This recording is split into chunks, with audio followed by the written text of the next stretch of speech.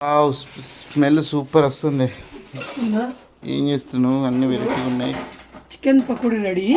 మనం పకోడీలు ఎప్పుడు వేసినా కూడా ఇట్లా 60% ఫ్రై అయినాక మళ్ళీ ఒకసారి ఆయిల్ వేస్తామా మనకి చాలా క్రిస్పీగా వస్తుంది.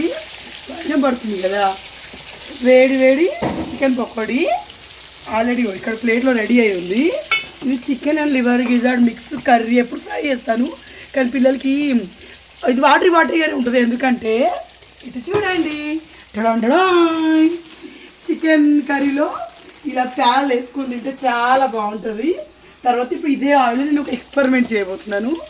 సో అది ఏంటంటే ఇది చూడండి, స్వీట్ కార్న్ ఉంది కదా, ఈ స్వీట్ కార్న్ని ఆయిల్లో గోలిచ్చి పైనుంచి ఉప్పు కారం చాట్ మసాలా వేసుకోవాలి.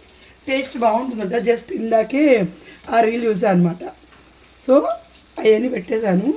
ఇప్పుడు తినడానికి మా శేఖర్ గారు రెడీ అన్నమాట.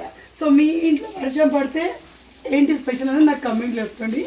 సో మా వేడి chicken curry, chicken pakoda and ఇదిగో మనకి క్రిస్పీ కార్న్ లెక్క అయిపోతుంది. వేడి అన్నం అవుతా ఉంది. సో మీరు ఎప్పుడైనా చికెన్లో ప్యాలు కాంబినేషన్ ట్రై చేసారా? చాలా బాగుంటుంది.